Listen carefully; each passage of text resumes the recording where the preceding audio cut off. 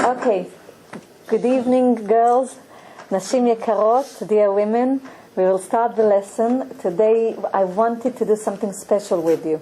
We spoke last time about Parashat Shlach Lecha, which was about the spies that Moshe Rabbeinu sent to the land of Israel. And you remember what happened with Otzaat Dibah, that they spoke badly about the land of Israel. And what did Hashem do to them? He punished them. This parasha, this week's parasha is Parashat Korach. It's also about Otzaat Dibah. It's also about Lashon Hara. It's also about speaking badly about someone. And it's more than that. This is about Hashem and Moshe Rabbeinu. And I would like, before we start, to give you something which we spoke about it last lesson. Rabbi Chaim Yosef Sharabi and his wife Sigalit and myself, we bought you books of the Chafetz Chaim, and I'm going to give you the books now. Each one of you will get a book. Chafetz Chaim wrote books his whole life about Lashon Hara, how you need to keep away from Lashon Hara, what a big sin it is. I will explain to you what kind of reincarnation you're going to go through if you speak Lashon Hara. And I'm going to explain to you from the Ketuvim what the Arizal, Zchuto Tagen Aleinu, said about it. Today we lit a candle for Rabbi Menachem Shneozor Bendel Ben Sarah, which is today his Yortzeit, so Be'ezrat Hashem Zchuto Tagen Aleinu, and Azor Lanu Yom Im HaShiur Be'ezrat Hashem, and we're going to speak about the Chafetz Chaim. I'm going to divide the books between all of you, and we're going to speak about it so you'll know what I gave you. And it's like homework. This is your books. It's a gift. You see, it's a gift. All of these are your books. So I'm going to bring the books. Thank you. You're welcome.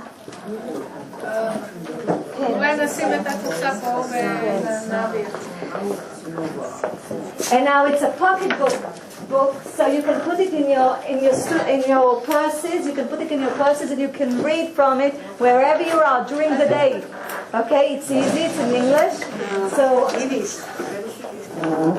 זה רק באנגלית, זה לא בעברית. בלי נדר אני אשתדל להשיג לך בעברית.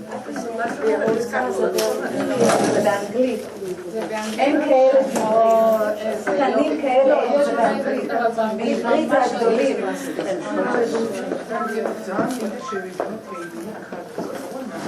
It also explains what's Lashon Hara? Yes. Step by step. Yes. Each one of you has one.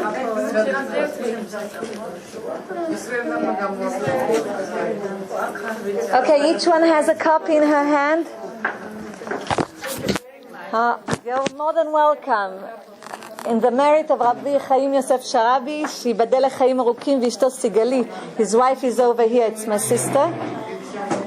And we wanted you to have the merit of having the book of the Chafetz Chaim. Dear women, look at the books. A Chafetz Chaim is Rabbi Israel Kohen Miradin.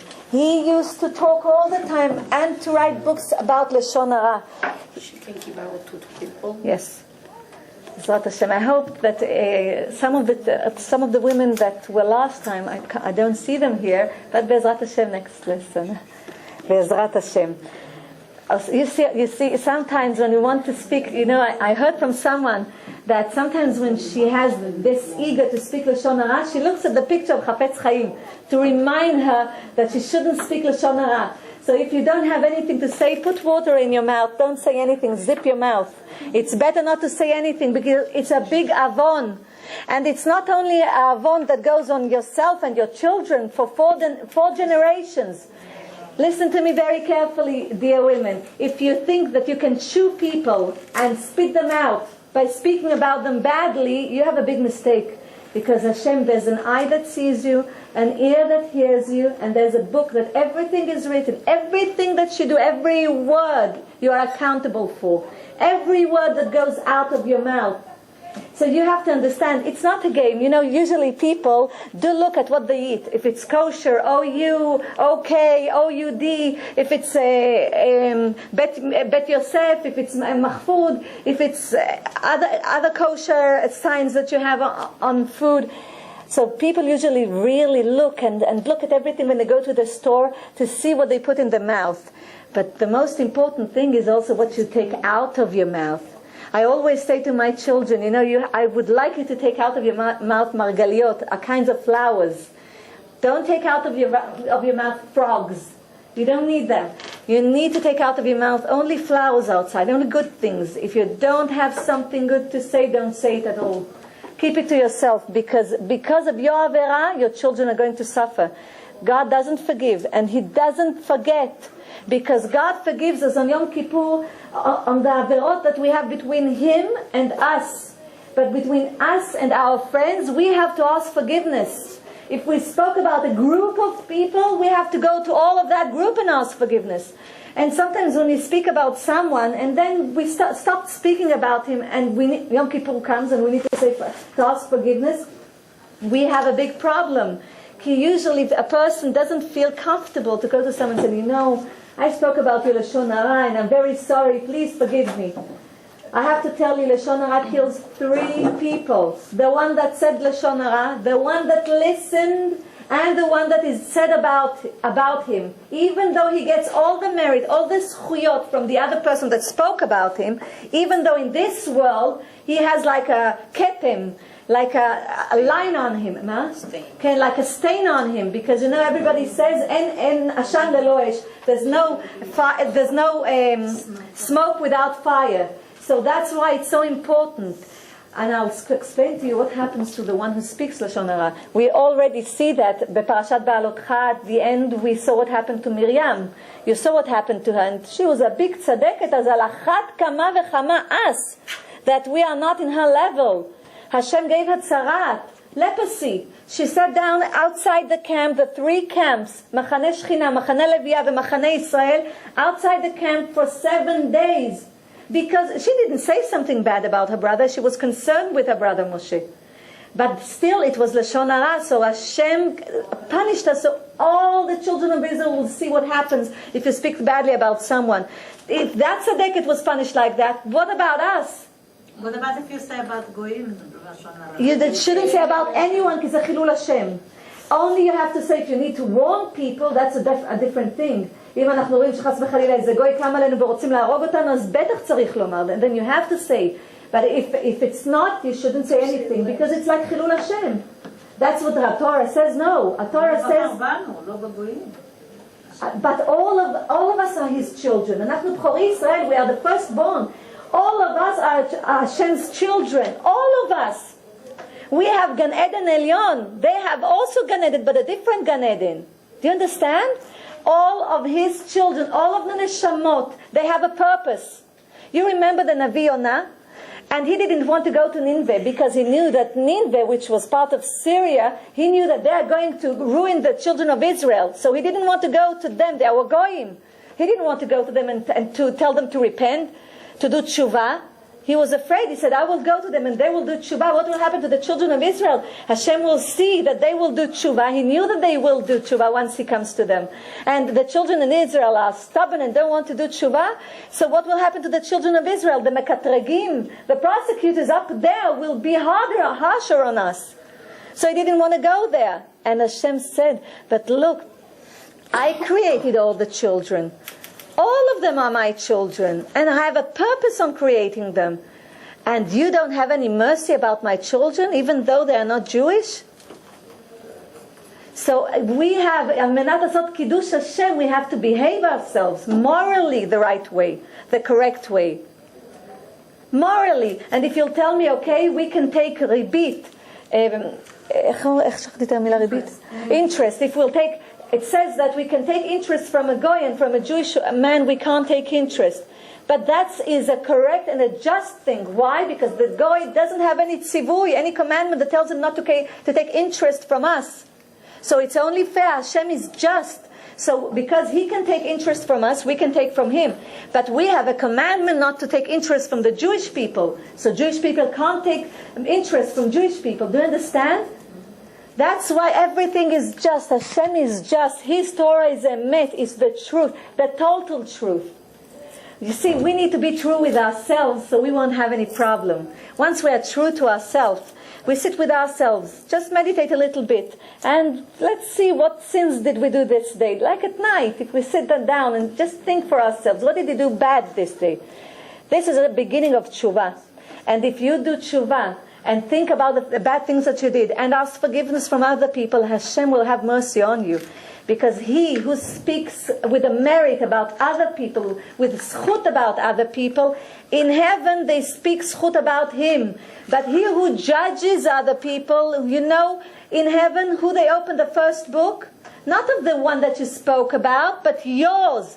If you had this courage, this chutzpah to speak about someone else, first we'll open your book to see if you are good, if you did good deeds in this world. First we'll check you. Don't think that everything is a measure for measure, midah keneged midah. You can't hide from Hashem.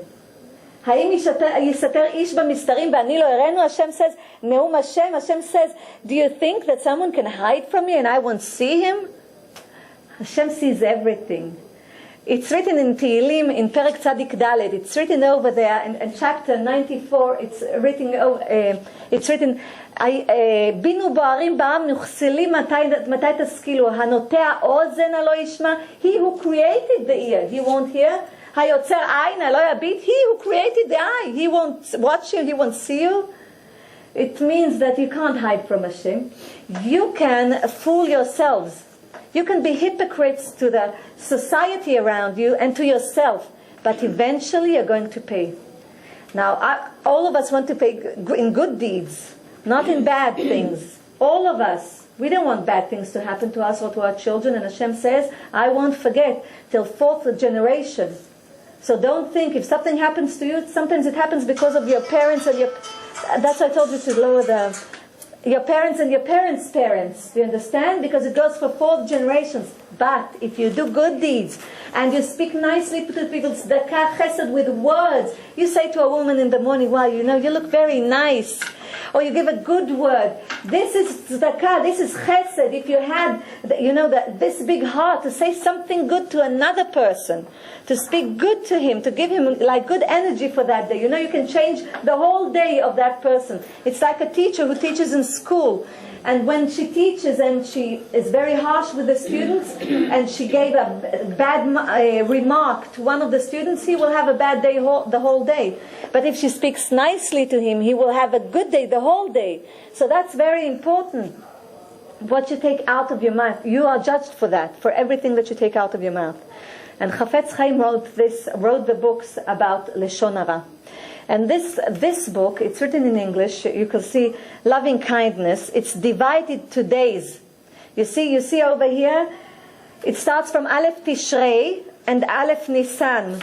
Aleph Tishrei and Aleph Nisan on page 26. At home, please read it and look at it and you'll see. You see over here on this side, on the left side, you will see Aleph Tishrei. You see over here?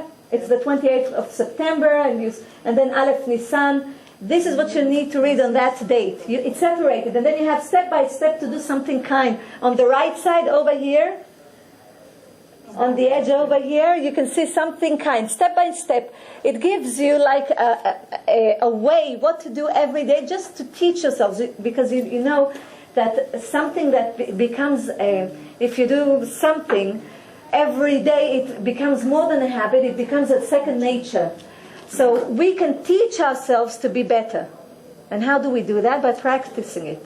The first time it's very hard, the second time it's hard, but the third time it becomes very easier. Why? Because Yetzer Hara always fights it. That's what he has to do in this world. He fights us. So you can see over here, you have a story of a chesed, in the middle, and you have steps over here, what to do that day. Now you can go through it at home, Bezrat Hashem, and you will see once you read it, maybe it will be hard for you at the first time, but once you read it, you will become accustomed to it. And then Bezrat Hashem, you know, even the Chafetz Chaim זכותו תגן עלינו, זכר צדיק לברכה, זכותו תגן עלינו. He will help you because you know Hashem says, start, do something, show me that you want to do something right, and I will open the path for you. Because a person, the way he wants to go, the path is open for you. Angels come and help you. If you want to do something good, Hashem will help you do the good. If you want to do something bad, also gates for that way are open for you. But we want to have a merit for ourselves and our children. That's why it's very important. So I'm giving you this book, and Be'ezrat Hashem, you'll do good with this book. And now I would like to tell you another thing. Look at Tehillim. We just read 2 books of Tehillim, and on chapter 34 it says, Mi ha'ish hachafetz chaim ohev yamim lirot tov. That's what it's written. So look, Chafetz Chaim, we already took the Chafetz Chaim, a book of Chafetz Chaim. It says in Tehillim, Perek Lamed Daled. Look at it very well. I'm going to translate it. But it's not this Chafetz Chaim. Sorry? This is not his original name. No, it's his book. Chafetz Chaim, it's his name of his book. It's the Chafetz Chaim, we call him Chafetz Chaim by his book. His name is Rabbi Yisrael HaKohen Miradin, from the place he is. But we called it, and everybody knows Zechuto Tagen Alenu as a Chafetz Chaim because of his books. Usually what happened with tzaddikim, we know them by the books they wrote. The Dugma, Baal HaTurim, Kli Yakar, those are perushim for the Mikra. We remember Baal HaTurim.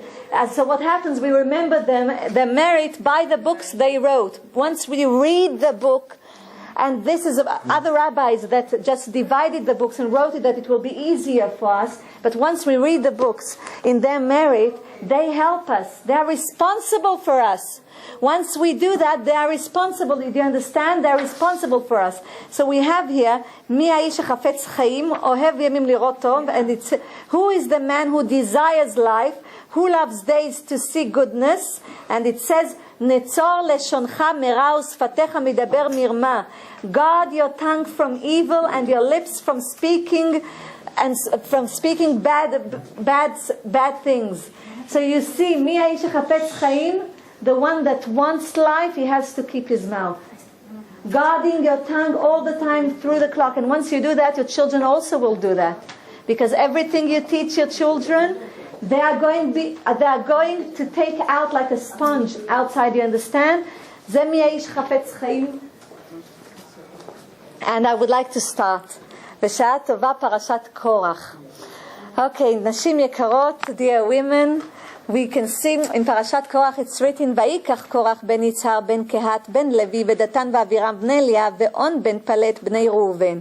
And it says, I'm reading it also in Hebrew because some of you know Hebrew and do not know English. So I'm trying to mix everything together, and Be'ezrat Hashem, yes, siyata dishmaya, and we'll understand the lesson. And it's written, Korach, son of Yitzhar, son of Kahat, son of Levi, separated himself with Datan and Aviram, sons of Eliav, and On, son of Palet, offspring of Reuven, which means they are the sons of Reuven. And we can see over here a rebellion. We can see a dispute, an argument. Korach. Who is Korach? Ben Yitzhar, Ben Kahat, Ben Levi. No, it goes generations back. We are described by the Torah. They tell us who he is. Ben, which means the son of. Okay? Son of. We can see Korach ben Yitzhar. Who was Yitzhar? Yitzhar was the brother of Amram. Who was Amram? Amram was the father of Moshe, Aaron, and Miriam. Okay? So they were cousins. Korach was first cousin of Moshe and Aaron.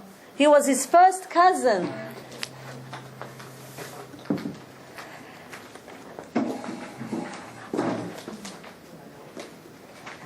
He was first cousin of Moshe and Aaron. And look what happened.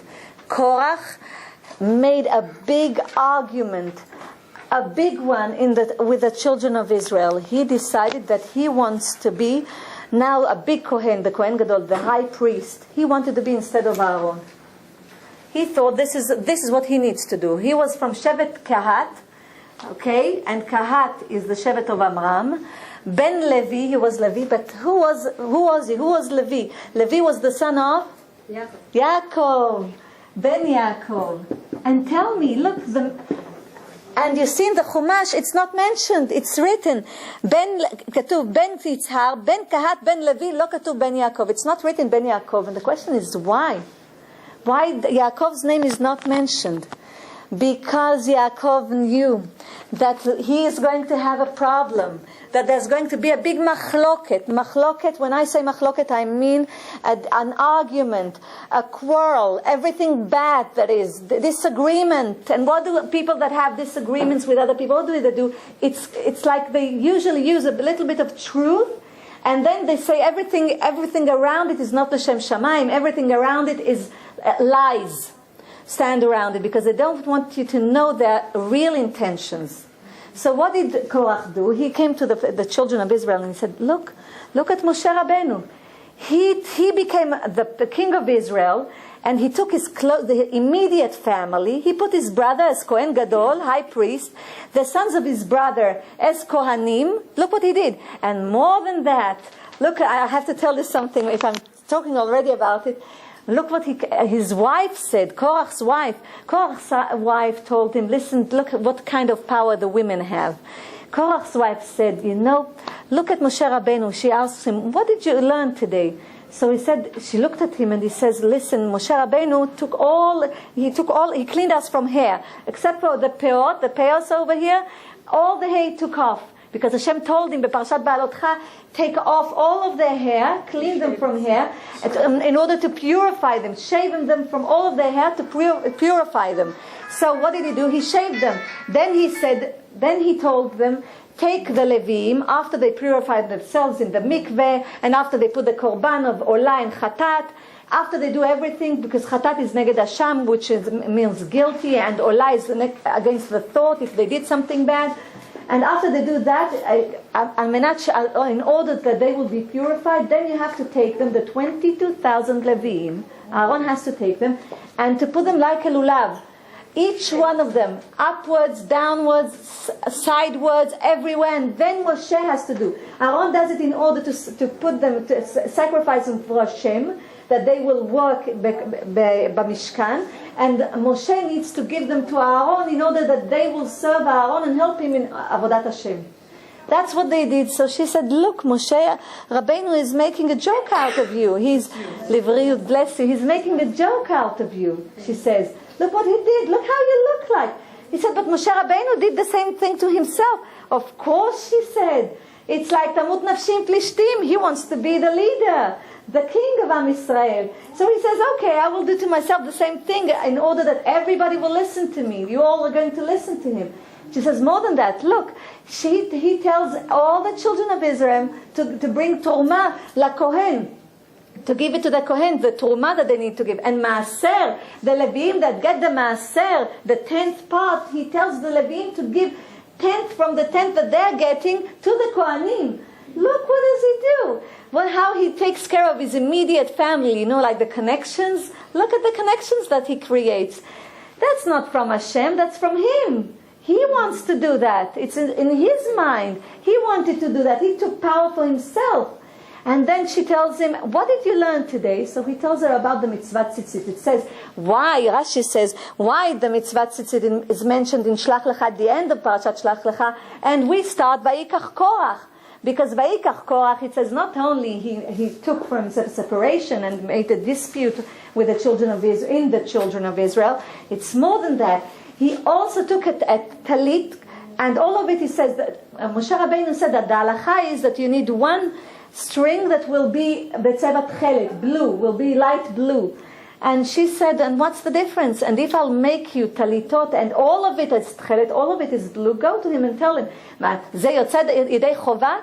So באמת, Korach went to Moshe Rabbeinu and took all of the disputers with him, and they all had a talit chelet, and he asked him, if I have this, does this do I need to have a tzitzit with one string of tchelet? He said yes. So he said, how come? If the tzitzit is all white and one string of tchelet, how does this is not Yetziat de Chovah, and this is?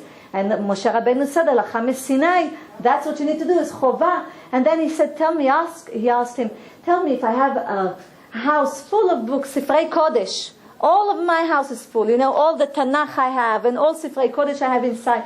Do I need to have a mezuzah in the front of my door? Moshe Rabbeinu said, you must have a mezuzah.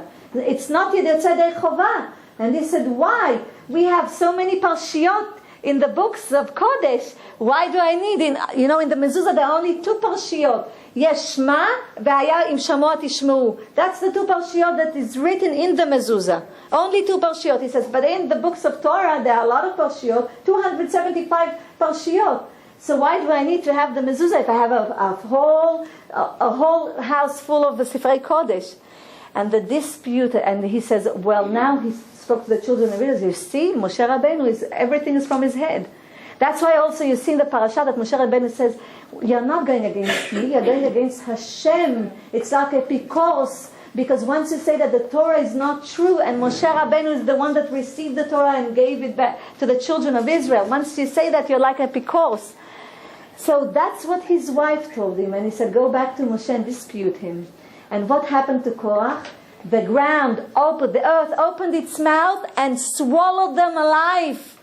I'm going to speak about the 250 people that joined him. The fire went from the sky and burned them. And Korach and Adatot, listen what happens when you take Lashon Hara. If you make arguments, if you quarrel with people, don't do that, please, I beg you. If you do things like that, you'll get punished. If it's not today, it will be tomorrow, but you'll see it. God is measuring for you, measure for measure. Midah keneged midah. Each and every one of us will get midah keneged midah. And we want to be, and kol Yisrael arabim ze lazeh. We are all responsible for each other. Because we come from a higher neshama mitachat kisei kavod. We are all one. You see us as individuals, but we are not really individuals. We are all part of one neshama. That's why it's so important. And the earth opened its mouth and swallowed them. And I have to tell you, you'll know until today, there are people, Arab people, that know, the Gemara states, that know where are Bluei Korach. Bluei Korach they are called. And there are 2 holes in the earth that fire goes out of them. And it's the Midrash says that one rabbi came to an Arab person spoke with a rabbi, and he told him, you want to hear Bluei Korach? And he said yes, and he showed him the place, and he took tzemar gefen, cotton, and he put water on it, and he took something to put it inside the ground. There are 2 holes that smoke goes out of it. And he told him, okay, lay on the ground and put your ear over there, and you can hear them say until today, Moshe emet, v'torato emet, v'anachnu shakranim, anachnu abada'im. Moshe is true, his Torah is true, Hashem's Torah is true, and we are the liars until today. And I have to tell you, Korach, what stands for Korach? Look at Korach. Before that, I'm going to answer the question about Yaakov. Why didn't Yaakov mention his name? So there's a story in the Midrash, a nice story, and I have to tell you. There was a quarrel between a husband and a wife. And the husband was a son of a big tzaddikim. Mishpacha, it's a family of tzaddikim, righteous people. And the wife was very plain and simple, but he didn't behave himself correctly and well. So she couldn't anymore. She was crying. She went to the rabbi and she said, I want get piturim. I want a divorce. Please help me, Rabbi. So the rabbi said, okay, I'm going to talk with your husband. I'll talk with both of you. I'll try to make shlom bayit, to do shlom bayit between both of you. So he called that her husband, and the husband came, and against anything that she said, he couldn't say any word. He couldn't say anything because everything she said was true. She was crying. She said, I know, a person gets married not to get a divorce. Nobody wants to get a divorce, but I can't anymore. So he asked the husband, what do you have to say about it, about what she says, about her complaints? So he said, the only thing he said, well, listen, my father is a big rabbi, my father's father, my grandfather is a big rabbi, my family is a famous righteous family, he said, listen very carefully. That doesn't give you any rights at all. You see in Parashat Korach, it's written Korach ben Yitzhar, ben Kahat, ben Levi. It's not written ben Yaakov. And the question is why? Why didn't Yaakov put his name in there? Why didn't he said, "V'bichvodam al techat shmi," which means I don't want my name be mentioned with them, with Korach and Adato, Mishevet Levi. Why didn't he want his name? Because if you are from such a righteous family, your punishment is bigger, because you know better. You know everything. You already studied. You know it's not right to behave the way you are behaving. That's why your punishment is bigger. That's why Hashem medakdekim u'tzadikim b'kechut ha'se'ara. Like the string of a hair, Hashem deals with tzadikim, with righteous people, because they know better. A person that doesn't know the mitzvah, that doesn't know nothing, he's like a tinok shenishva, like a baby that didn't learn anything, that is captured in the hands of the Yetzer Hara. He doesn't know anything. He's not to blame. That's the zchut we can talk about him. We can say about him, because he really doesn't know, so you can't blame him. Whatever he has in his heart, he has in his mouth. He doesn't know anything else. He doesn't know better. But a person that comes from a righteous family knows better, so his punishment is bigger. That's why Yaakov had rachamim, mercy, on Korach. He knew that if his name will be mentioned here, they will be severely punished. You know, it's written, Tzadik katamar ifrach. It's written in Tehillim, Tzadik katamar ifrach, which means, if you look at Safei Tevot, at the end of each word, at the last letter, it's Korach. You see, which means at the end of times, when Mashiach will come, Korach will come back. And how do we know that? What happened to the children of Korach? The children of Korach did not die because they did tshuva, and Hashem knows the heart of a person. Adam ro'e la'enayim v'akadosh baruch hu ro'e la'levav. We see through our physical eyes in this physical world, but Hashem knows what we think in our hearts. He knows exactly what we think. We can say something in our mouth, but we can't fool Hashem. He knows exactly what we think. So He judges us by the way we think, not only by the way we act. So look, Korach, you remember Chana Neviah? You remember Chana Neviah? And Chana Neviah says, we say that in the morning, בתפילת שחרית, מוריד שאול ויעל, נכון? מוריד שאול ויעל. What is Sheol? Sheol is the seventh level, the deepest level of Gehinom. They were alive. They went to Gehinom, to the deepest level, the seventh level. You know, there are levels, like in Gan Eden there are levels, in Gehinom also. They went to Sheol. It's the deepest, it's the baddest place to be in. So they went. So what did she say? Morit Sheol vayal, which means he will come back. He put them in. He put him in Sheol, him and everything that you have to understand. If you do bad, even the things that you touch have also bad energy. Which means even the clothes that you wear, the shoes that you wear, because you do bad things with them. You go with them to do bad things. I would like to use all my parts of the body to do good things. That's what I need to do in this world. What did Hashem want from us? We are the children of Israel. We are the chosen people. What does it mean to be the chosen people? To be moral, to give the Torah to all of the world, to spread the word of Hashem in all of the world. How do we spread the word of Hashem? We do Kiddush Shamayim. How do we do that? By being moral, by behaving ourselves, by being good to each other, by showing an example to other people, by doing the mitzvah. That's how we do that. That's the only way to do that. We are Bchor Israel, my oldest son, my firstborn. That's the difference. We are the firstborn of Hashem. And what does a firstborn do in his family? He gives the example. We rely on the firstborn. We're not at home. We call our firstborn the first one. Everybody knows it. Everybody has children in the house. You know, you call your oldest child and you tell him, take care of this, do a bath to this, teach him everything, do with him his homework. You know what I mean? Everybody has a firstborn in the family. So that's why we are the firstborns. That's why it's so important that we will show example. All of the children in the world are God's children, but we are His firstborn. We have a zchut, a merit. It's a zchut to be the children of Israel, to bring light to this world. You know, it says, the Midrash says, that when Hashem wanted to punish the children of Israel, to kill all of them, immediately, to punish them. And Moshe said, don't do that because of one person, you're going to kill all of them. He was the one that started the disagreement. Don't ever start a disagreement. Don't do that. Nothing is worth it because the punishment is severe. Don't start a disagreement. Everything is l'shem shamayim. If you wanted to do something and you couldn't do that, or somebody prevented it from you, it's mishamayim. It was meant to be. Don't feel harsh. Don't feel angry. Know that it's from Hashem. Everything is from Hashem. Nothing is from us. Everything that happens to us, any person that we meet in our life, it was meant to be, because this is a tikkun of fixing. It's a reincarnation, and we have to fix what we came to do in this world. We are only visitors. We don't live forever.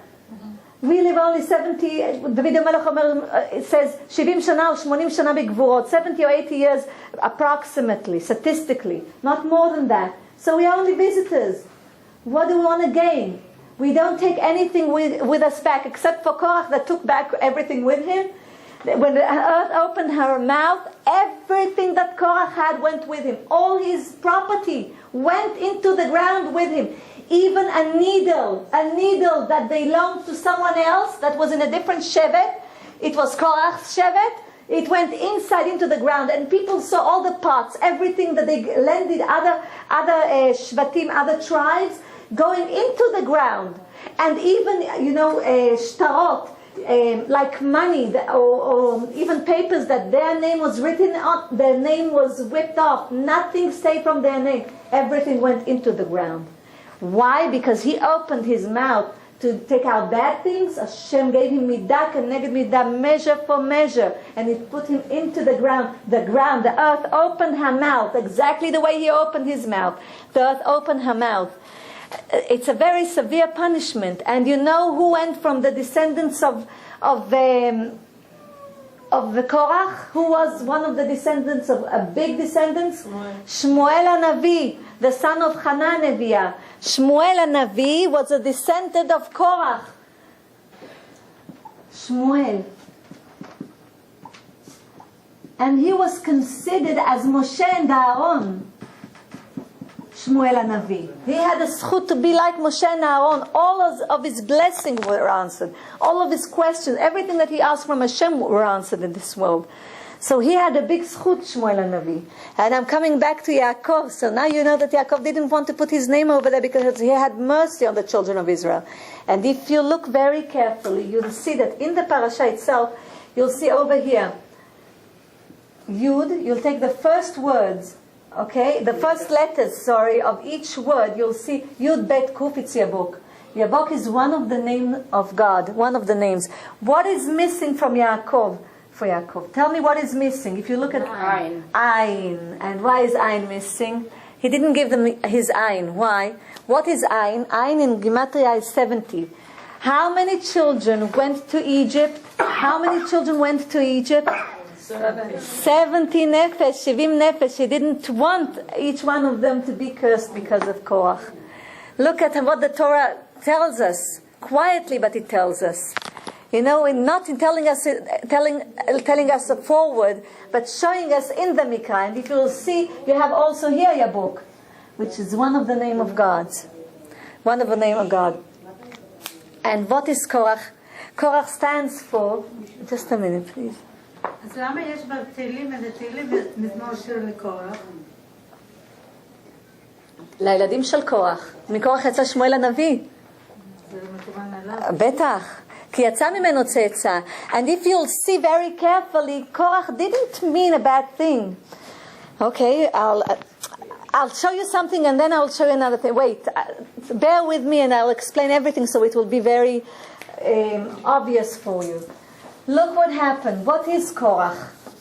Korach זה ראשי תיבות. Look, Korach.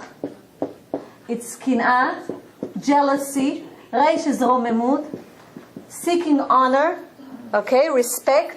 וחטא זה חמדנות, greed. Okay, it stands for, Korach stands for in Hebrew, קנאה, jealousy, רוממות וחמדנות. רוממות is seeking for respect, honor. And chamdanut is greed. That's chamdanut. And I will ask you a question. There's a question. Sorry? Okay, Ken. Kin'a is jealousy. Romemut is seeking respect, honor.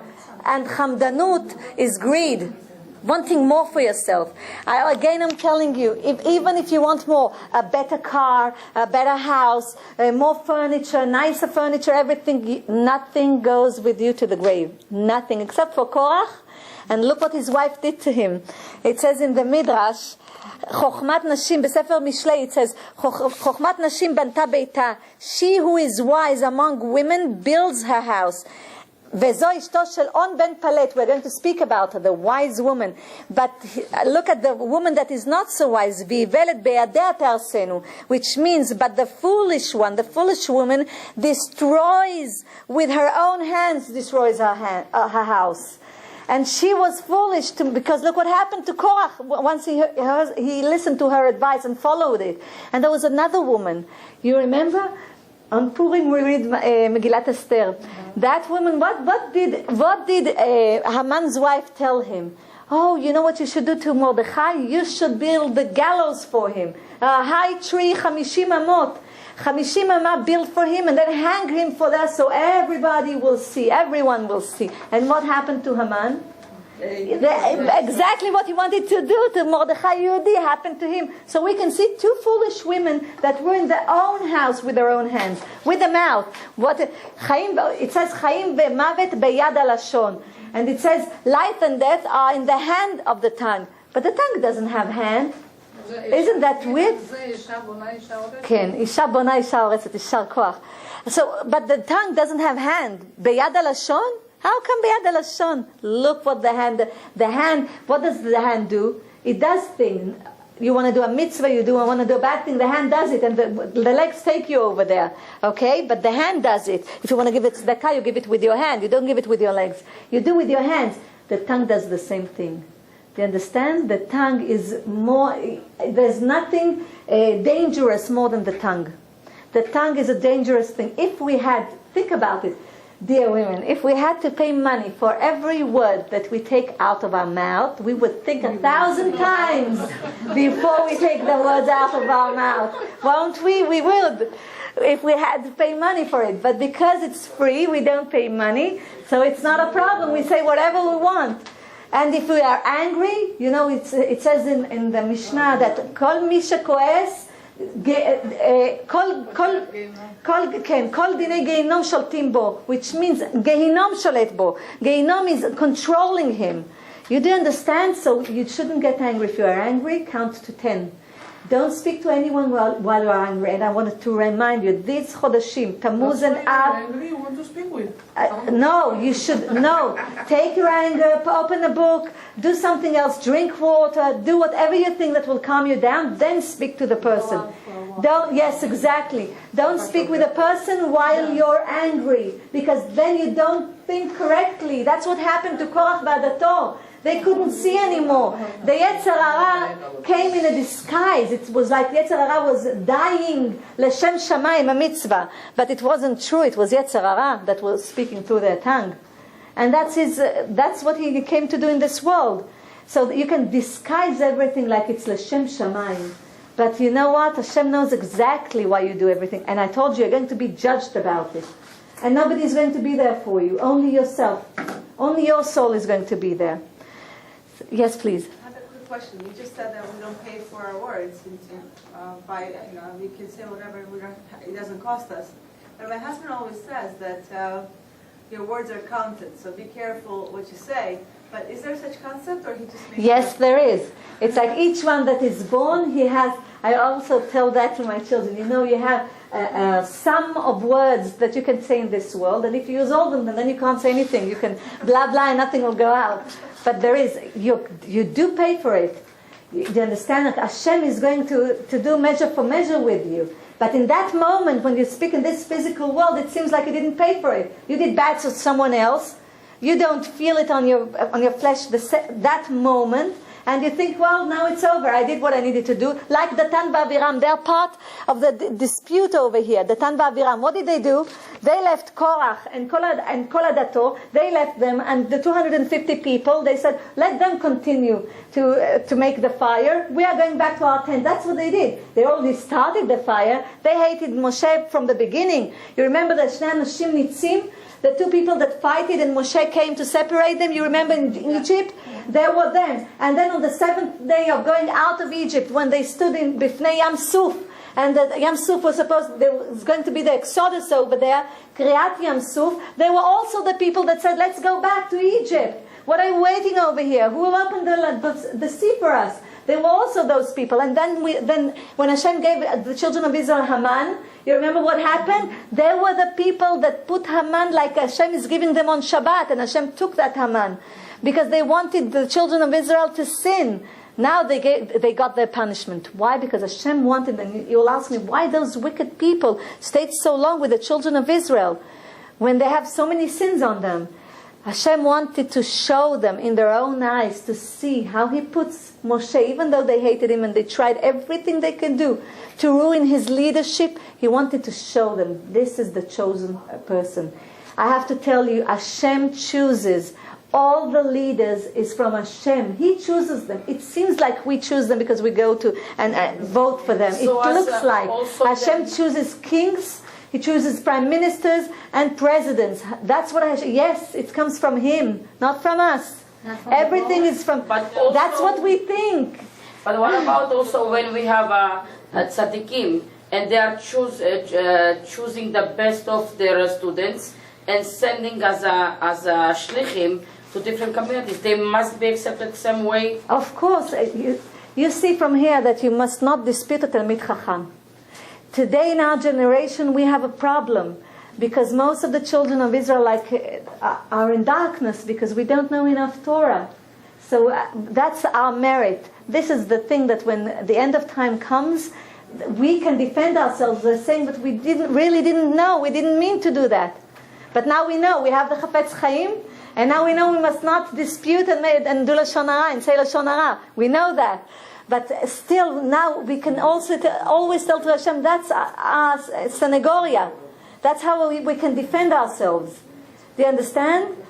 And now let's continue and look at Korach, at the name Korach. So I told you, and you know that Masechet Avot says, Shekin'at, ta'ava ve'kavod motziim et ha'adam min ha'olam, which means jealousy, lust, and honor and respect, take the person from this world, causes him to be dead in this world. 3 things. Don't have any jealousy on anyone because everything starts from jealousy. When you are not satisfied, who is rich? The one that is satisfied with what he has. Hashem gave us exactly what we need. We don't need more than that. Exactly what we need. Till the penny that we need. The last drop of bread that we need. Everything that we need, Hashem gives us. Exactly what we need for this tikkun, for this fixing. So don't look at the neighbor. Don't say that his grass is greener. Don't be jealous of anyone. It only gives you sins, not more than that. It causes you. It's the Yetzer Hara that makes you not satisfied with what you have. Only Yetzer Hara causes it. And that's his job. Tell him, please rest, leave me alone. I would like to listen to the good part, to the good angel, to the Yetzer Tov, to the good spirit, because this will gain you merit for your children. Because Hashem said, Zocher chasadim la'alafim. 1,000 generations will merit from the good deeds that you are going to do. 1,000 generations, do you understand? And only look how merciful is Hashem. Only 4 generations will suffer from your bad deeds. But if you do good deeds, 1,000 generations from you on are going to gain from it. If you don't mind, we have new people here from last week. Can you repeat that story about the shual?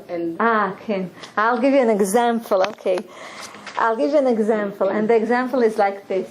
There was a story, a parable in the Midrash that says that there was a big fat but hungry wolf, and he was very hungry and he wanted to eat.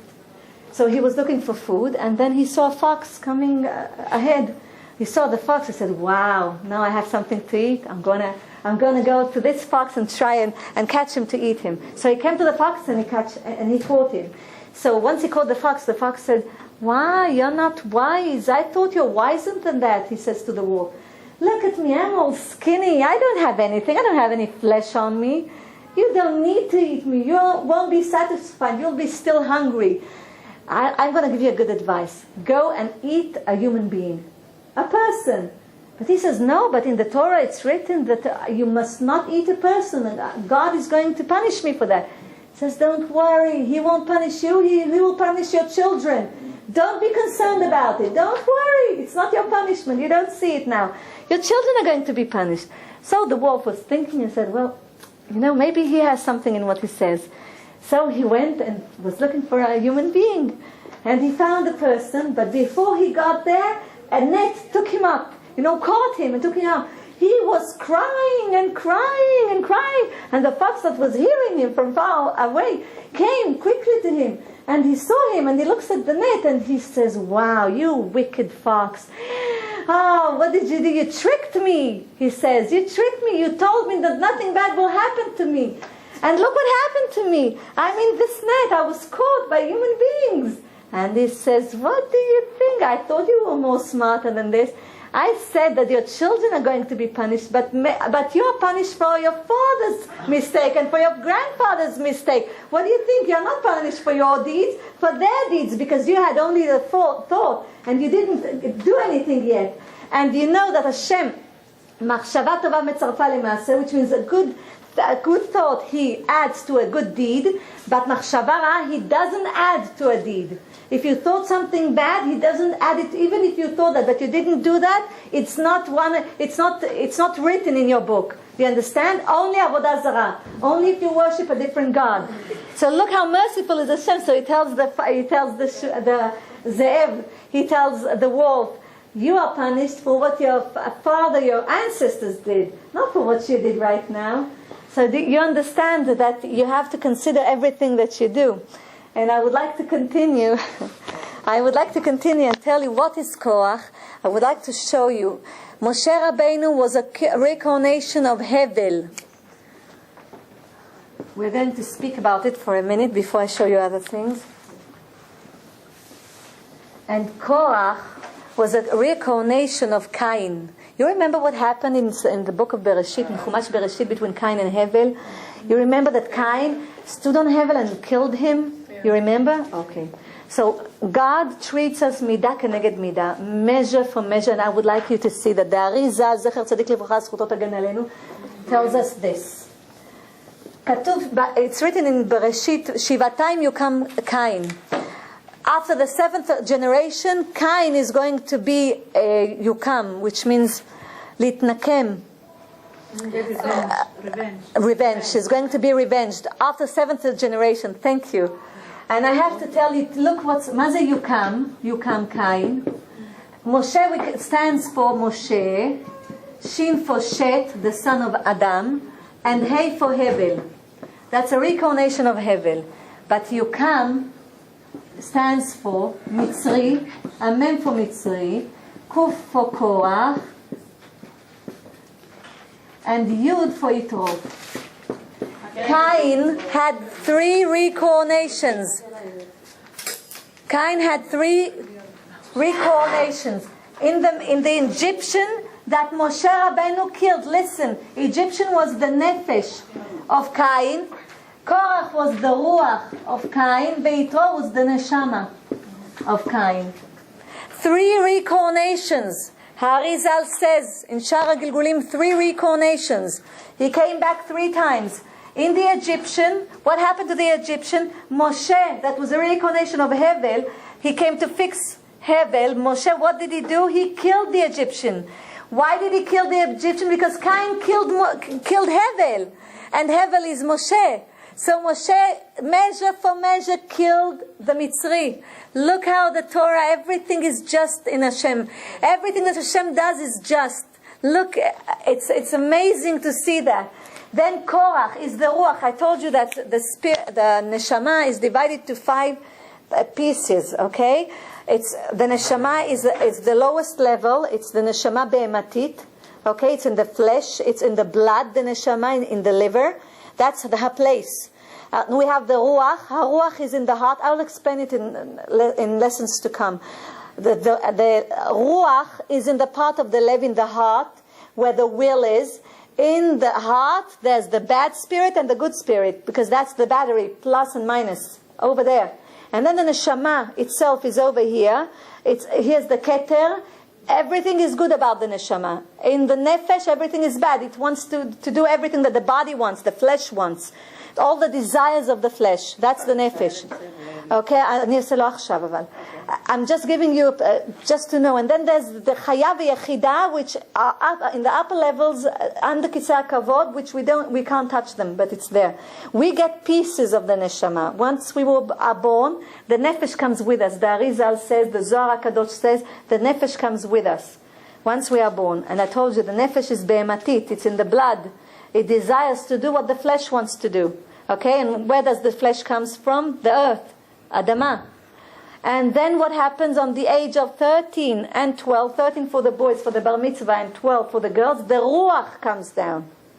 The ruach comes to you. Then the yetzer hara, lapetach hatat rovetz, the yetzer hara joins you. And then what happens? If you deserve it, then the neshama comes to you. If you don't deserve it, you don't have all the pieces of the neshama. They stay up there. You don't have it. Only if you deserve it. And if you don't deserve, also the ruach goes out.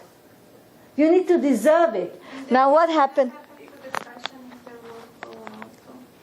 I didn't understand you. What's going to happen to the person if he or she doesn't deserve and ruach? So, Reshaim nechshavim kemetim in this world. Reshaim are considered dead in this world because they don't have the Reshaim. The wicked people that sin are considered dead in this world because they don't have the parts of the neshama. Do you understand? What's his name? Yud Kuf Mer? Ken, you come. It's you come kind. Ken. Okay? Now look. You come is going to be revenge. Shivatayim you come kind. You come. Okay. Okay. And who really killed after that Cain? Who killed Cain? Lemech. He was the 7th generation from Cain. Lemech killed Cain. And about Lemech it says, Pi shiv'im v'shiva yukam Lemech. Which means at the 77th generation, someone is going to be killed from his reincarnation. And who was it? Shaul HaMelech. But we're going to, once we have more lessons, we will understand more, and you will understand everything, how it's connected. It was also reincarnation from Adam HaRishon. Ken. Now you look over here what happened. So we know that Moshe killed the Egyptian. He killed the nefesh of Cain. That's a fixing. Now Korach is the ruach. What happened? Hashem was looking for Cain. You remember, and he was telling Cain, Ayeka, where are you? And he says, Kol dmei achicha tzoakim elai min ha'adama. Kol dmei achicha. The sound of the blood of your brother are calling me from the ground. It's spilled all over the ground. He tells Cain, and he says, Hashomer achi anochi, kilu, I don't know where my brother is. And Kol dmei achicha, the ground doesn't want, it wasn't Hevel's time to go in. So what happened to Cain? The ground, the earth opened its mouth and swallowed him. Midah keneged midah, what he did to Hevel. Which Moshe came to fix Hevel. Midah keneged midah, look what happened to Korach. Midah keneged midah. And the third one, yes. סליחה, מה זה שם של מתחת משה בם? Nefesh. זה משה. זה משה למה? משה ושת. משה מורכב משלושה, זה שלו, הנפש שלו שמרכיבה את כל עם ישראל, ואיתו הוא גם בא לתקן את שת ואת הבל. הוא קיבל ניצוצות. All of us may be ניצוצות, sparkles of different souls. It doesn't mean, two souls can go in, if you see, בשער הספר, the book of שער הגלגולים, the gate of reincarnation of the Arizal, it's written there in Akdama Hey, it's written there that a soul can come, like two souls can come in one person. Do you understand? There are a lot of things that consider. That's why we need to do a fixing. For example, if you bless on an apple, you're doing a fixing to the soul, the nefesh that is in that apple. And if you didn't do, you gain all the bad things that soul had. That's why it's very important to bless. Bless on your food and bless after the food, because you're doing a fixing. Everything that we do over here is considered. We have to measure it. So let's go to Yitro. And what's the fixing with Yitro? Yitro means yeter, more. Yeter in Hebrew, which means more. What did Cain do? Cain wanted, he was greedy. Hevel, when he was born, the Mechilta says, and the Bereshit Rabbah it also says, that when Hevel was born, there was a twin with him, a twin sister with him. And Cain wanted her. He had lust for her. He wanted her. So what did he do? He killed Hevel to take her. What did Yitro do? Yitro came to fix Hevel. So what did he do? He gave Moshe Rabbeinu Tzipora, his daughter. You understand? He gave him the neshama, the Teoma Yetera. He gave him the twin sister. That was the fixing of Cain. Look how beautiful our Torah is. Don't you feel it in your veins? Look, once you see the Torah, you see into the Torah, you go through the pardes of the Torah, and you start to understand. Yes, please. Okay. What happens if some of us don't speak Hebrew? We don't understand this. We are missing a very big chunk. I'm here. Now, we need this in English maybe. Somehow we can work it out so we don't miss all this. So I'm giving you a lecture in English, and if you don't understand all of it, you can ask questions. Did you understand everything? Some of it, little bit. A little by little, you'll understand everything. Listen very carefully. I'm teaching in Brooklyn for 4 years. And at the beginning, they did not understand almost anything. And today, they are Talmidot Chachamot. You don't know what kind of secrets we learn together. It's the Pardes Mamash.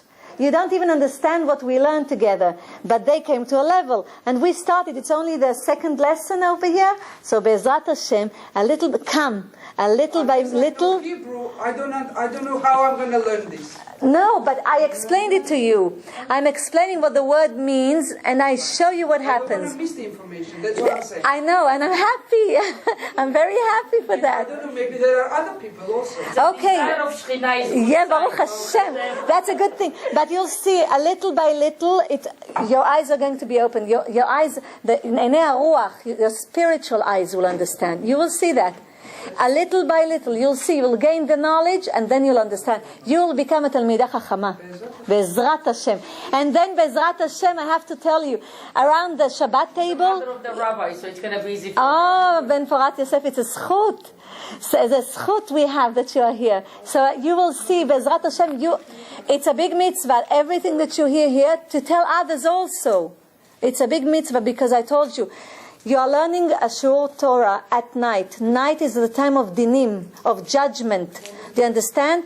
Torah is light, which means that once you study Torah at night, you pull a string of chesed, kindness towards you. When you go out of here, that kindness follows you everywhere to where you go. Do you understand? You're pulling a string of chesed. We read Tehillim. We opened the gate. We opened the gates of heaven. You have a Shekhinah in this shul now. Once we do that, do you understand? So it's a big blessing for all of you, and you spread it all around. You know what a big mitzvah you have? It's like we have a metivta pol shelemata, like a yeshiva kan lemata, and you know the angels up in the sky, up with Hashem, are so happy because they take everything that we blessed over here. Because we did it L'Shem Shamayim. That's why I told you in Tehillim to concentrate, to move your lips. It's so important. Every teva v'teva, every letter is important. And once you concentrate, and once you answer Amen all together, it goes up there to the right place, and it saves all the children of Israel, and with us all the world. That's why it's a big zchut to do what we are doing over here. And you'll see, little by little, we'll understand more and we'll open the gates more. And then once our gates are open, we can open other people's gates nicely, kindly, with chesed. Like we want Hashem to behave to us, we'll behave to other people. The same way we want to be behaved, people that will behave to us, we want to behave to other people. The same way that we are behaving to ourselves, and we're expecting others to behave towards us. Yes, please.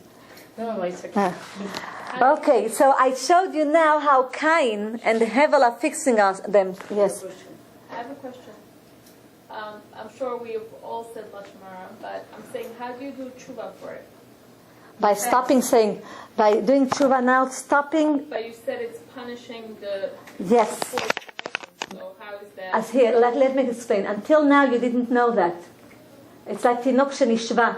If you didn't know and nobody opened your eyes and you weren't like Ocheach Tochiach, you needed someone to tell you that you shouldn't do that. Once you didn't know that, that's your merit. b'merchaot, but that's your merit. We can go up there, and I can tell Hashem, and each one of us can tell, we didn't know that, but now once we know, we'll pay attention. It's from the subconscious to the conscious. Now that I know, I will practice it, not to say Lashon Hara. And once we read Tehillim, we don't say Lashon Hara. We just say the word of Hashem. We read twice the book of Tehillim. We said, think about it. It's like Ta'anit Dibur. We didn't say Lashon Hara. We said that the words of Hashem, because Tehillim is divided to 5 books against 5 חומשי Torah. So we said the words of Hashem. יש לכם זכות, כבר יש לכם תענית דיבור. לא דיברתם, קראתם תהילים, you read תהילים. You know what a זכות it is? You know what a merit once you bless all the sick people. לדוגמה, שרה בת זוהרה. Okay, for example, all the women that have the same name are blessed at the same time. Once you mean it, once you said Hashem, I told you, גדול העונה אמן יותר מזה שמברך. The one who says amen, his זכות is bigger than that with the one who blesses. Why? Because the one who blesses says Baruch atah Hashem, says the name of Hashem once. But the one who says amen, I showed you in Gematria, amen is the Gematria of Adnut, Yud Kei Vav Kei. It's together. You say twice the name of Hashem. You say Yud Kei Vav Kei and Adnut beyachad once you say Amen. So it's a big schut. Yes. I have another question. Let's say somebody hurt you, so you can't tell anyone, right? So what do? If someone hurts you, you could say, if you speak with your husband, only one person, you have to. Also, I heard that's also Lashon Hara. It depends. It depends. Again, it depends, because if you speak with your mother, and let's say you have a fight at home, and she had a fight with your father, and she speaks to you, you're doing kibud ima. Do you understand? But also, if you tell, let's say if I tell my husband, and this is my friend, then he's gonna say, "Oh, now you're friends again." You know what I mean? Yes, that like, you know, it says even if one of your children did a bad thing, let's say and you warned them, it says Chafetz Chaim says that you shouldn't tell him anything to your husband because you warned him, because then he will have like a prejudice against your son. He will think ABC about the child, the girl or the son. It doesn't matter, the daughter or the son. And ad lekaele dakuyot, into these small things it goes. That's why I gave you the book. Once you read it, you will know exactly how to behave. Do you understand? But now we're going to practice it over here, Bezrat Hashem. And only good things will happen to all of you, Bezrat Hashem, and to Klal Yisrael, Amen. Wherever they are, Amen. שיגיע המשיח צדקנו במהרה בימינו, Amen. שנזכה לזה. So now I'll go back over here because I wanted to show you, I told you what happens to a woman, a foolish woman that doesn't give a good advice to her husband. But I have to tell you what happens to a wise woman that does give a good advice to her husband. On Ben Palet, it isn't written over there that he died with all of that Korach. And why? Listen what happened. That's the story in the Midrash. I brought the Gemara, Masechet Sanhedrin, Daf Kuf Yud. Sorry, just a minute.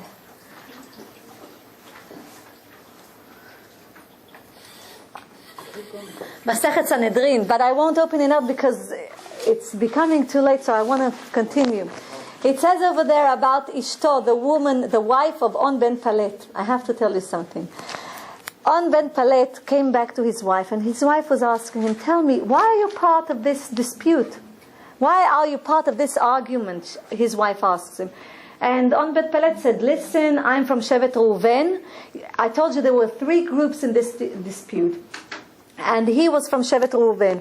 And you know that Shevet Reuven is the firstborn of Yaakov. Reuven is the firstborn of Yaakov. But he didn't get the leadership.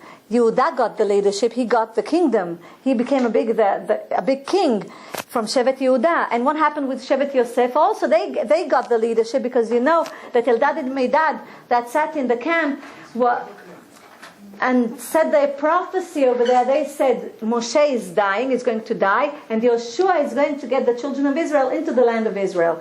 And if Moshe is dying and Yeshua, from what tribe is Yeshua? Yeshua is from Shevet Ephraim, from the tribe of Ephraim. Ephraim is the son of Yosef.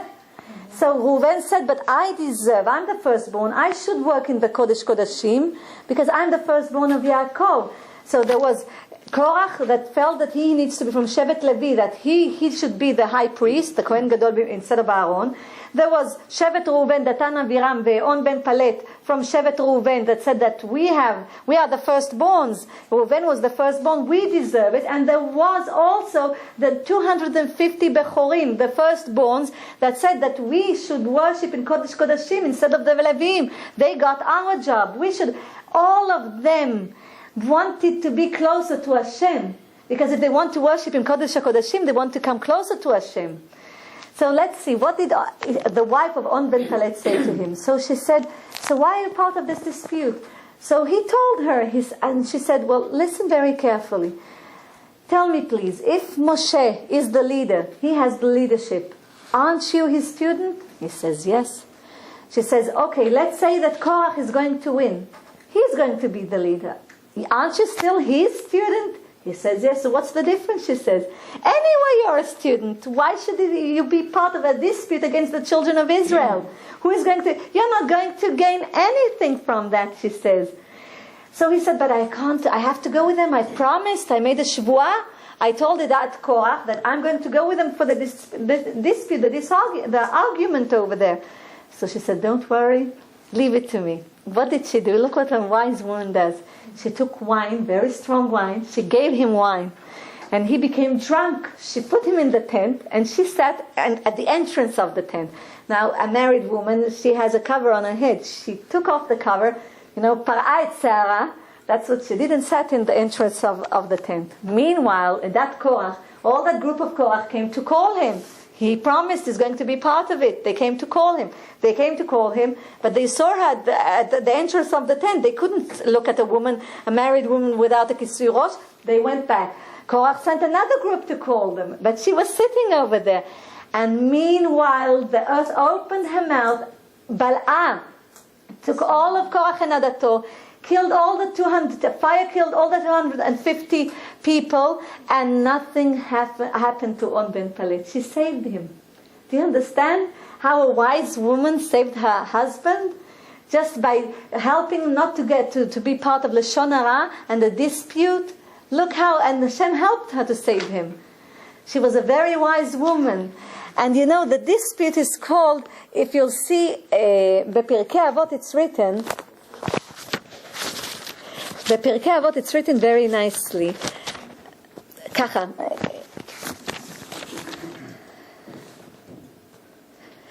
It's written like this: כל מחלוקת שהיא לשם שמיים סופה להתקיים, ושאינה לשם שמיים אין סופה להתקיים. זוהי מחלוקת שהיא לשם שמיים, זו מחלוקת של הלל ושמאי, ושאינה לשם שמיים זו מחלוקת של קורח ועדתו. I'm going to translate it. Any dispute that is for the sake of heaven will have a constructive outcome. What sort of dispute was for the sake of heaven? The dispute between Hillel and Shammai. And I want to tell you, look at the word Moshe in Hebrew. Look how we know from the word Moshe, the Mem stands for Machloket, Machloket is dispute. Shin stands for Shammai. The Hey stands for Hillel. Look how beautiful it is. And how do we know that everything he gained from Behar Sinai, on the mountain of Sinai? Because if you look, if I give you the words from the beginning to the end of the word, now I'm going to go from the letters from the end of the word to the beginning. So Hey stands from Akol, everything. Shamu, listened. Everything was spoken, told to Messinai, on Mount Sinai. Everything they knew, including Torah Shebe'al Peh. Do you understand? Everything was given to Moshe Rabbeinu, even in his name. Look how many secrets we have in names. That's why a name is very important. Machloket Shammai Hillel.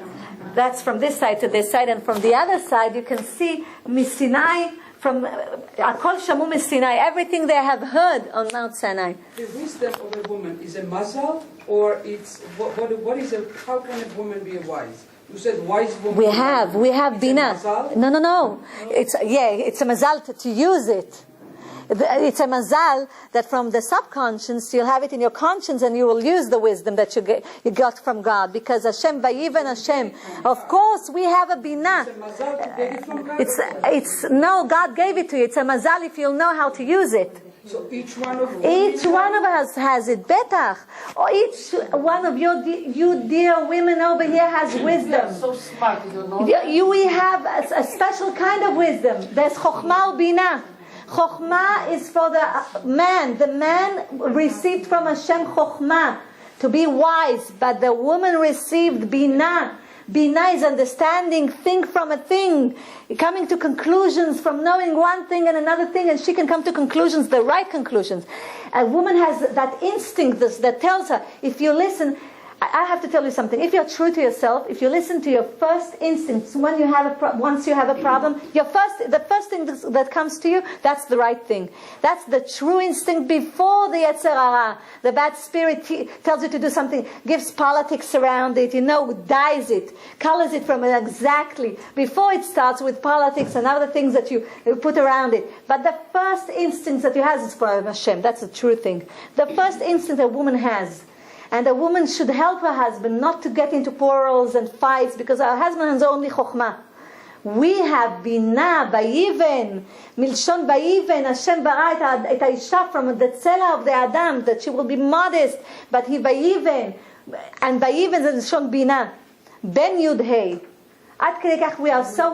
We gained it, we have it. But what happens? Because of this materialistic world and this lie that is in this world, everything, we look at things from the outside. We don't look at them from the inside. And it's easier for us. It's easier for us because all the technologies in our house, we prefer to be in society because, again, this is shekel, this is a lie. We prefer to be in that level that is maruach b'shamenet. It's like it has all cream around it, whipped with cream around it. We prefer that because it looks like it's a better place to be in, but it's not true. That's the worst place to be in. The better place to be in is to be true with Hashem and to do good deeds in this world, because for this you gain everything in the next world and in this world. Do you understand? I still wonder, without knowing halacha, how can you be that wise? Without knowing halacha. That's what I said. That's why it's tinok shenishva. That's why it's a child, like a baby, that is captured in the hands of the Yetzer Hara, because he doesn't know. That is our senegoria. That is our defense. When Mashiach is here, and this is how Hashem is going to defend us. He will say, look, most of my children are not bad because they didn't know the Torah really. They weren't taught the Torah. They don't know halakha. They don't know Torah and Torah shebe'al peh. Not the one that was written and not the one that was said from mouth to mouth. They don't know it. So that is our defense against all the prosecutors that we'll have. Do you understand? That's our defense. But once we study and we spread it around, this is a big zchut, it's a big merit for each one of you. And if you bring another woman to a shiur Torah, it's your merit, because kol mi sheme'aseh et chavero lidvar mitzvah ki'ilu asa be'atzmo. He who makes his friend do a mitzvah, it's like he did it himself. So you have two merits. Do you understand? If you take another person to do a mitzvah, even if you tell someone, you should put charity over here, you should come and give this woman a good word. It doesn't cost money. Good words do not cost money. It's not. You don't have to pay for it. It's free. It's free. We can use our tongue for good things, and it's free. So why won't we use our tongue for good things? We'll make the world brighter. We'll make the world bright, and we will make our energy, this circle of energy around us, brighter also. אני אספר על הלשון, תזכירי לי בסוף השיעור, כי אני רוצה להגיד את זה רגע. It's written, I told you I wanted to translate, so I told you that לשם שמיים, a dispute for לשם שמיים, for heaven's sake, is the dispute between Hillel and Shammai, because they were tzaddikim, righteous people. And the dispute that is not l'shem shamayim, that is not for the sake of heaven, is the dispute of Korach and his entire company. And the Midrash says, why is it written over here in Pirkei Avot? They were wise people. It was Korach and Moshe, wasn't it?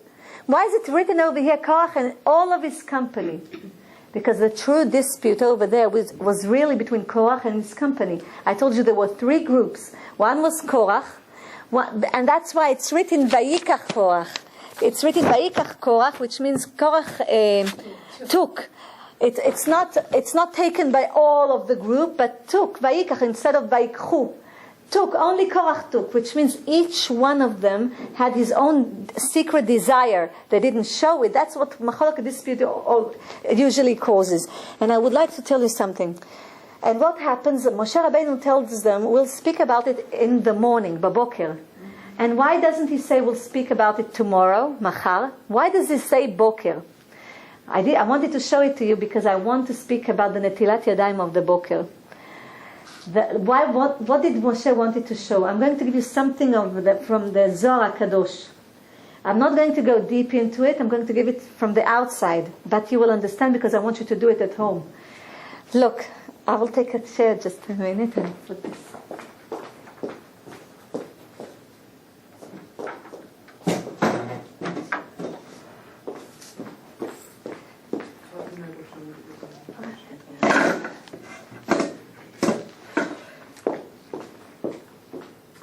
When we wake up in the morning, I have to tell you, we have once you're asleep, it's called that a state of sleeping is echad meshishimita, 1/60th of death, because your soul goes out to higher places. So it's 1/60th of death. Once the soul comes in, there is impurity around you. Where does the impurity goes to? Between your fingers, over here. It says, the Midrash says about Shlomo HaMelech. Who knew about it first? Shlomo HaMelech. King Solomon. King Solomon saw in the morning that when he wakes, he could see everything which we can't see. I always say that if we would have seen everything, like for example, I have this glass of water, and only under microscope I can see all the little germs that are like cockroaches. You can see them through the microscope. But if I would have seen them in my physical eye, I wouldn't drink anything. I wouldn't eat anything. I would be afraid. If I would have seen all the microbes over here that are on this carpet, I wouldn't walk on it. So Hashem had mercy. He put binders over here, like borders over here. We can't see everything. But Shlomo HaMelech could see everything. And he saw that once he wakes up in the morning, there's a bad spirit around him. So he davened, he tried everything, the Midrash says. And it didn't go away.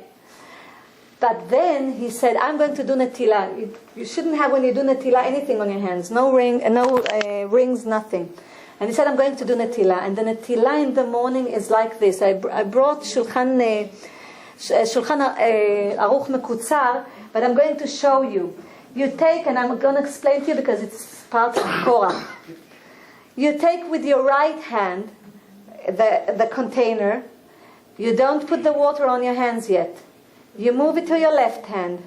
Then you start by pouring water on your right hand, then your left hand, then your right hand, then your left hand, then your right hand, and then again your left hand. Then those are impure water. It's not now because I'm not in the morning, I didn't sleep or something, but it's impure water. Then you put your hands like this, so the water will go through your fingers. Okay, you can't bless yet because you need to wash your face and over here your mouth. So to take kol harir from your mouth, because then you need to say Hashem Hashem. So you can't. You go to the toilet. You do everything that you need. You wash your face, then you say the blessing. You can do it again, but first you have to take ruach hara. Everything that you cook for your husbands, your children. רק אחרי שאני הולכת ושוטפת את הפנים ואת הפה מהריר. למה? כי את צריכה לעשות שם השם. אז אי אפשר להגיד את שם השם אם העיניים לא נקיות והפה, כי זה כאילו את לא טהורה. אבל קודם את חייבת לנקות ידיים. You are not allowed to touch any part of your face, before you do the netilah, because there's a bad spirit on it. So you have to put next to your bed? Yes, that's what I use. This is what I do next to my bed. That's what I do. Then you go to the toilet. You pour it because it's this water are not good. You understand? You have to put it in the toilet, flush the water. It's tmeim. It's impure water. Now, once you did this, you must not touch yourself because, listen, everything that you cook after that for other people or your children or your husbands, it has bad spirit in it. Because it didn't take it away, because I told you, asleep, when you sleep, it's a chad meshishim mita, 1/60th of death. That is how, so you're called tameh. Do you understand?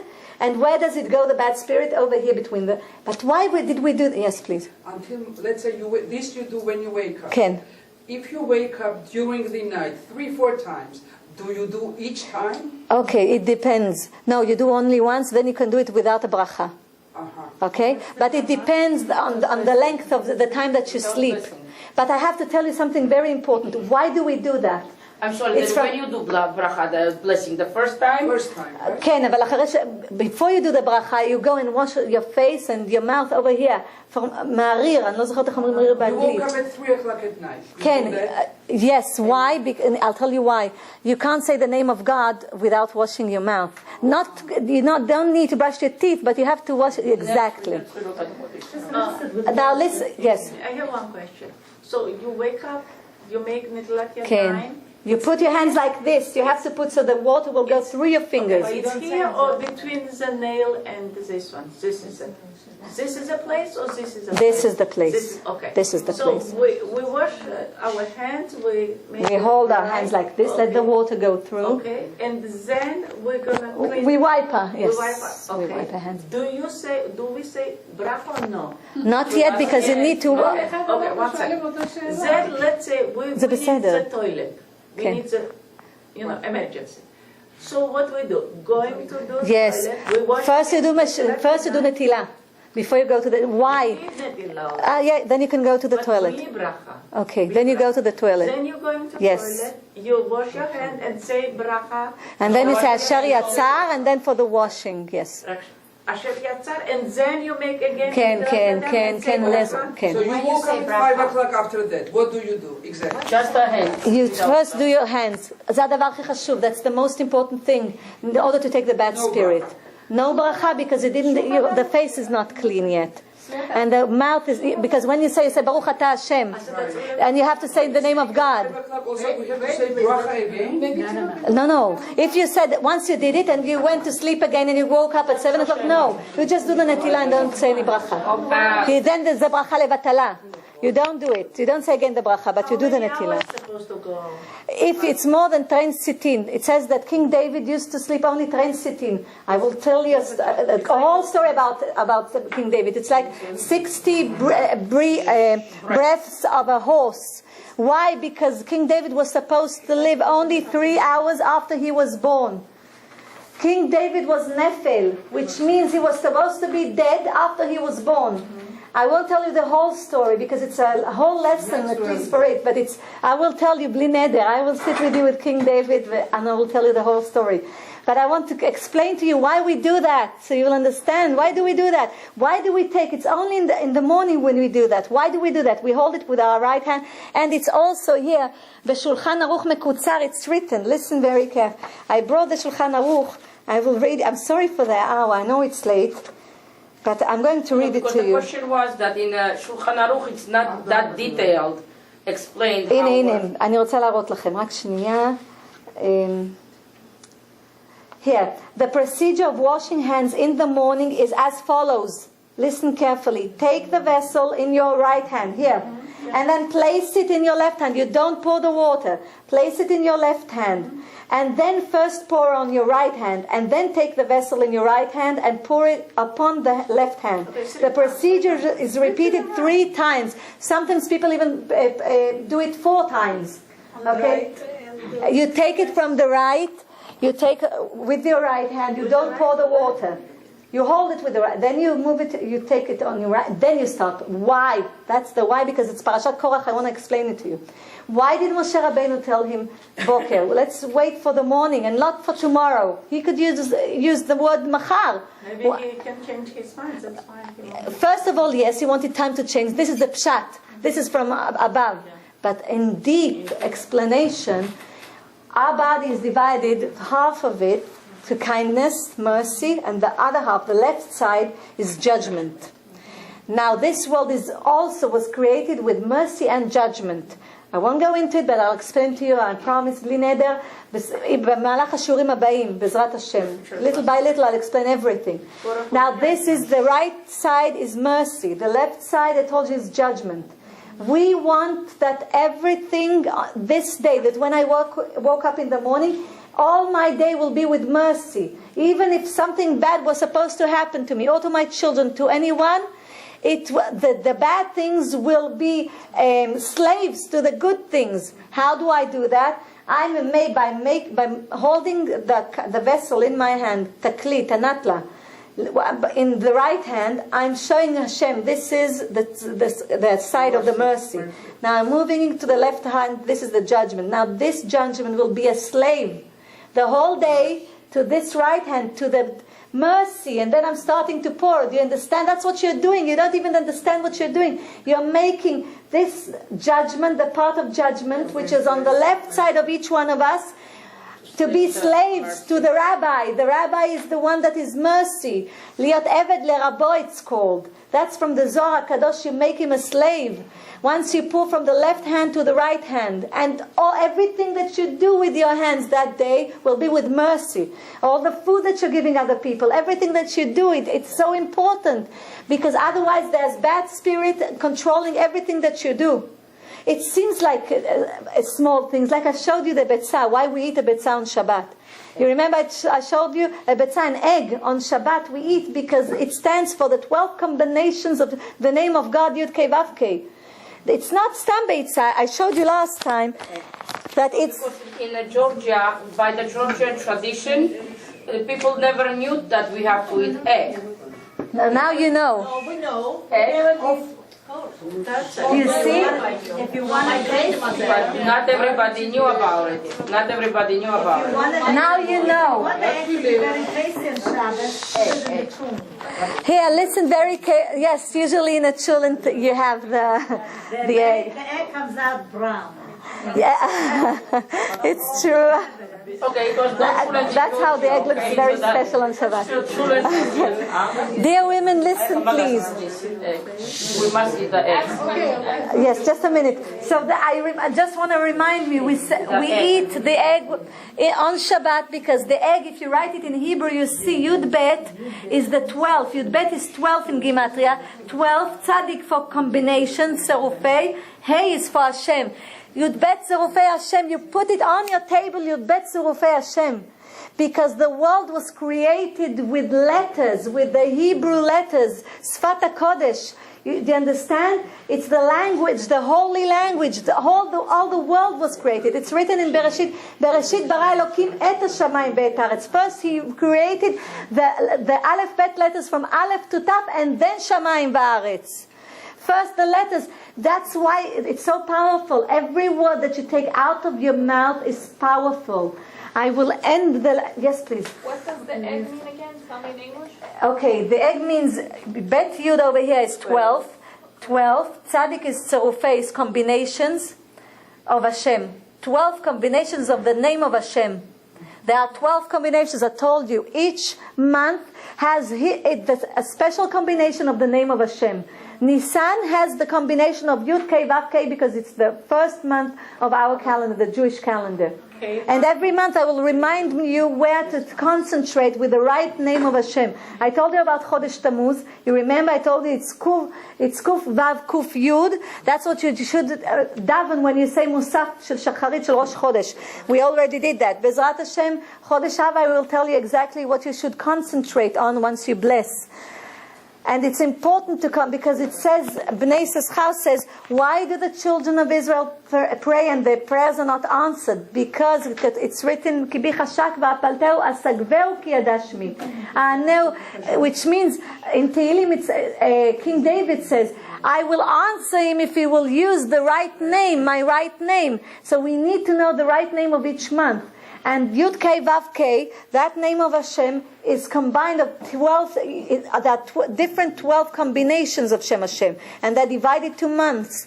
Okay? And once we take the egg, we have all the 12 inside. Because Shabbat has all the 12 combinations. It doesn't matter. You can eat one. It doesn't matter.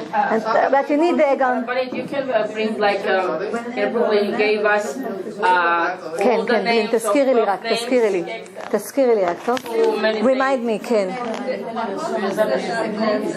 Okay, so we're going to give out to everybody to meditate every Chodesh. Yes.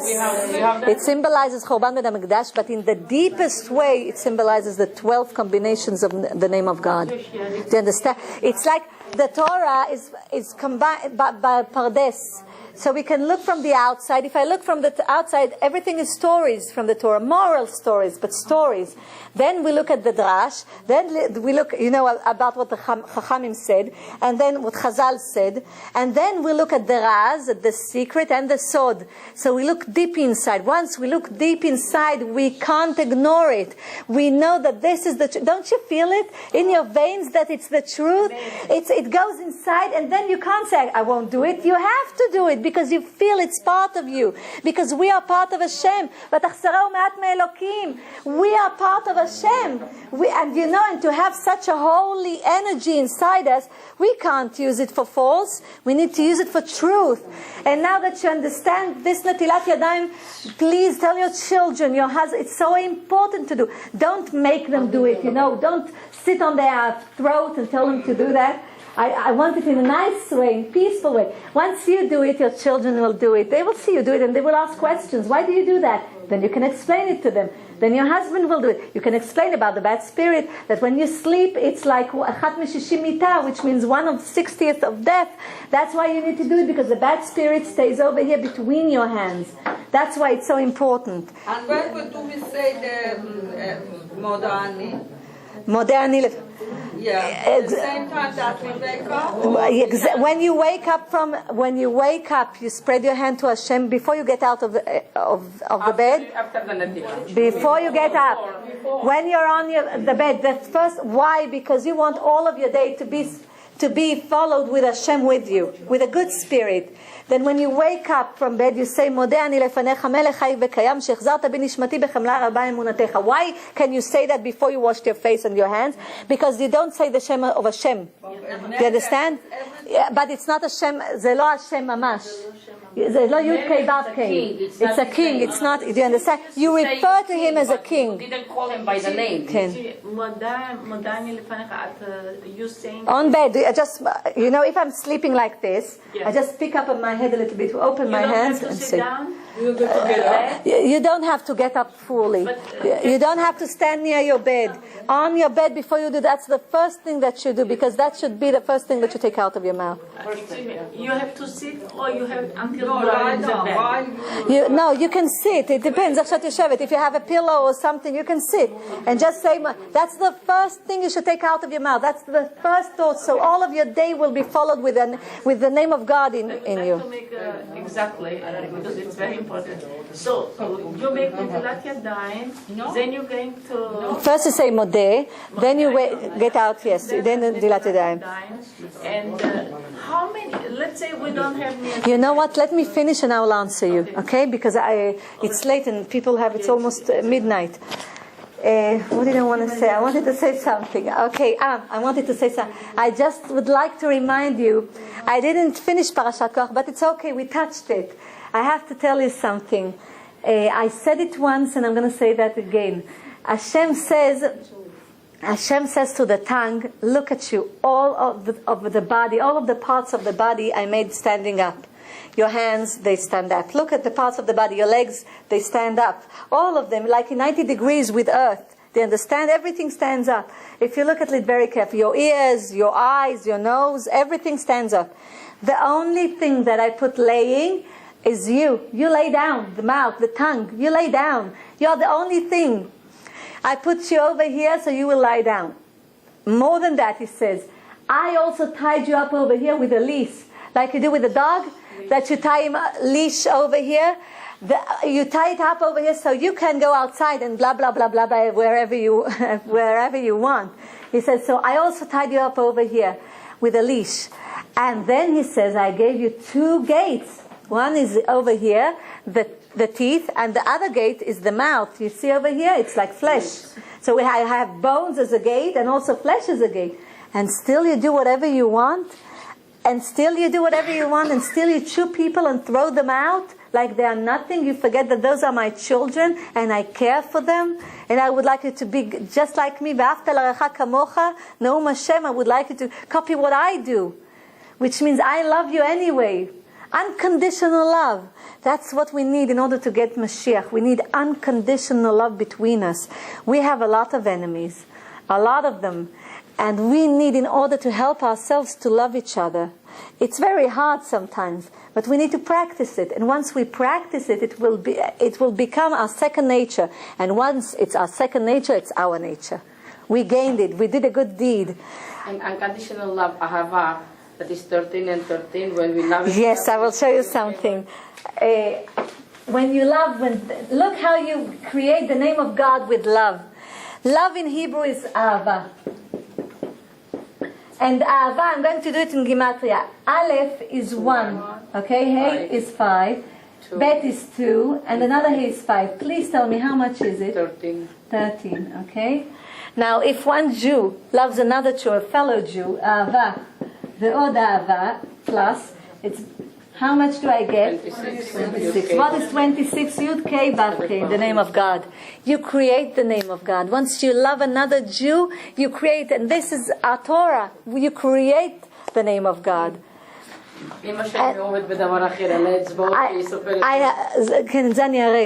I would like to tell you, if you do it tzedakah, if you do a maaseh of a good deed, and I will finish now with this. When you do a good deed, you will see that you are creating the name of God with your body. I'll give you an example. Here, you'll come to me, please. Come over here. Look, if I'm giving my hand to her for anything, tzedakah, or a good thing that I want to do, look, the Yud of Hashem is in my thought. Over here, it's the Yud. Hey is my hand, because 1, 2, 3, 4, 5, it's against Hey. You see, I told you in Gematria, Hey is 5. The letter Hey is 5.